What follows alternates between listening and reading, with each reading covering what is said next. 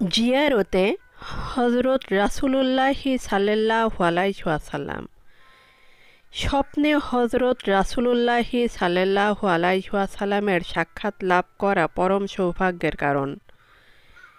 ইহাতে দুনিয়া ও আখিরাতে সর্বপ্রকার মঙ্গল সাধিত হয়।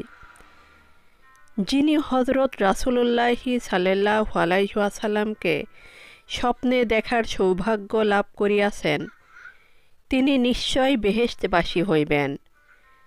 আর এই স্বপ্ন দর্শন করা সত্য দর্শন, কেননা শয়তান হজরত রাসূলুল্লাহি সাল্লাল্লাহু আলাইহি ওয়াসাল্লামের রূপ ধারণ করিতে পারে না।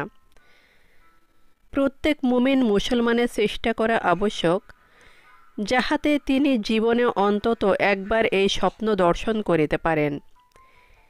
এই আমল করিতে হইলে তাহাকে হালাল রুজির দ্বারা জীবিকা অর্জন করিতে হইবে এবং মিথ্যা কথা বলা সম্পূর্ণরূপে পরিত্যাগ করিতে হইবে।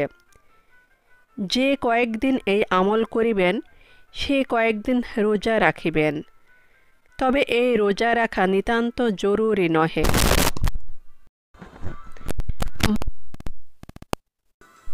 এশার নামাজের পূর্ব পর্যন্ত যতদূর পারেন নফল নামাজ পড়িয়া ঘরে আসিয়া পাক বিছানার উপর জায়নামাজ বিছাইয়া 2 রাকাত নফল নামাজ পড়িবেন।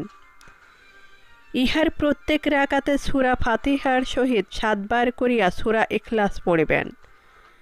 সালাম অন্তে 7 বার দরুদ শরীফ ও কালেমা তামজিদ পাঠ করিবেন। তৎপর 2 হাত তুলিয়া দোয়া পাঠ করিবেন। দোয়াটি হল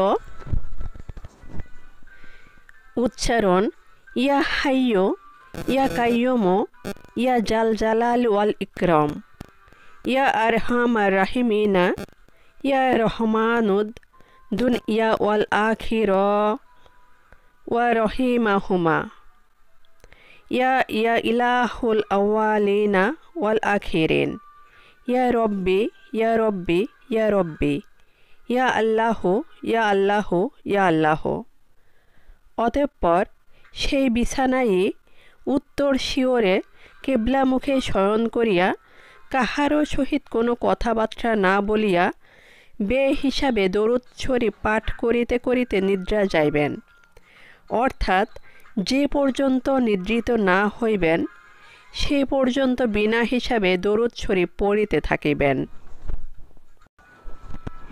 যে গৃহে আপনি এই আমল করিবেন, সেই গৃহে অন্য কোনো লোক থাকিবে না এবং গৃহে যেন কোনো দুর্গন্ধযুক্ত বস্তু না থাকে।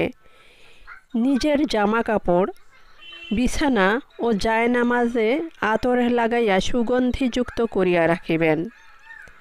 যদি প্রথম দিন সাক্ষাৎ লাভ না ঘটে, তবে উহার পরদিনও আমল করিবেন।